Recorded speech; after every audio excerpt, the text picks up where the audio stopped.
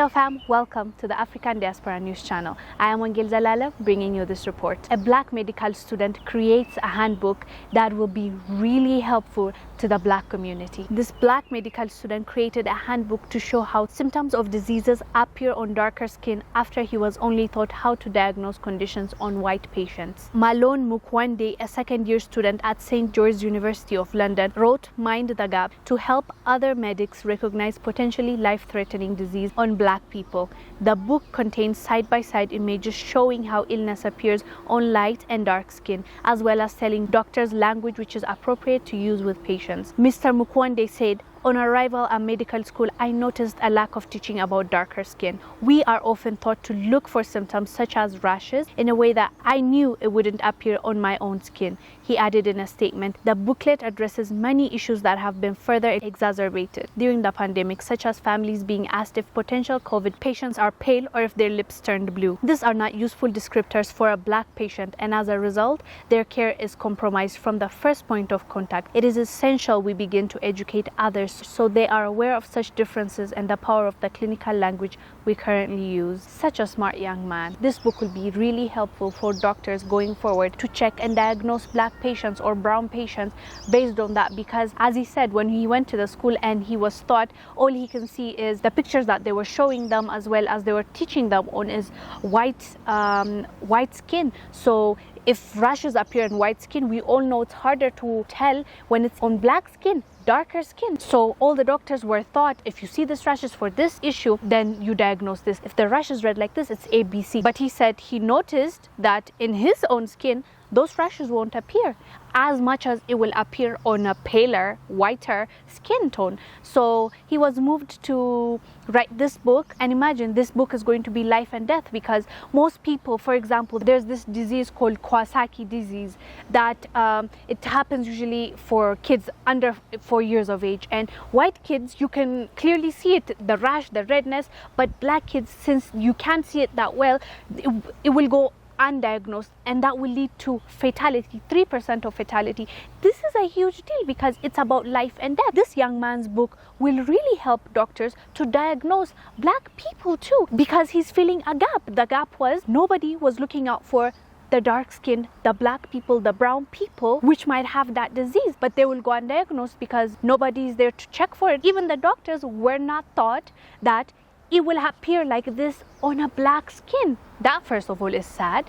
At this day and age, in the 21st century, you would think that doctors by now would know or would teach in school, but apparently the books only have or only teaches them for white skin, which is really sad on its own. But it's really nice to see our own going there, challenging the system, seeing the gap and saying, wait a minute, how about my people? And him creating this book would really help other people going forward, and it will save lives, and that is a big deal. Malone, tell me when you first started noticing this. Hi, good evening. So I first started noticing this problem when I was in my first year of university. So often we would get taught signs and symptoms on white skin, and I knew that this wouldn't entirely translate to be the same way in my type of skin. So would you be looking at, I don't know, textbooks and other resources, but not seeing the different kinds of skins that you'll be encountering working in South London? No, so often the textbooks that we use as reference, they always show the symptoms on white skin, and this is from textbooks to online resources, so it almost feels as if this information doesn't exist. So let's go through a specific example. This is Kawasaki disease that we're looking at. Talk us through what we're seeing. So on the right side, we can see that it is clear to see that it presents as red, but on the left side, it's much harder to spot. So, of course, there's differences in the way these two patients will present. And if a patient came in, although they have the same symptoms, the one on the left may be harder to see, and then this will lead to the patient having fatal consequences, such as even dying. Gosh, so really incredible outcomes just depending on what students are being taught. And in terms of the information that you give to patients, does it help for them to be able to see their own skin when you're talking about the problems that they might be having? Yes, of course. So I feel like with this work, it will lead to patient satisfaction increasing because the patients will be able to relate to what they're seeing on the screen when doctors are showing them conditions that are appearing on their skin.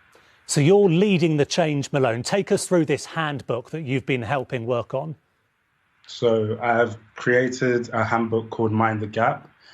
This is a handbook which aims to address clinical signs and symptoms in black and brown skin. So we explore presenting different diseases and showing you how they would appear in black skin and brown skin. And thank you, young man. You deserve all the recognition, all the funding, all the money in the world because you looked out for your own. And that is respectable and admirable. And hope there are many more that will get motivated after seeing this or reading about this story and make an actual change, tangible change that we can see as a people and that can help us have a better life in the future. The book will be released after 2 months. Go check it out when you get the time. It's called Mind the Gap, and he will teach doctors on how to look out for the black community and the black skin. Thank you guys for watching. I am Wongel Zelalem bringing you this report. Please do let us know what you think about this young man, this bright young man down below. I'll see you on the next one. Bye.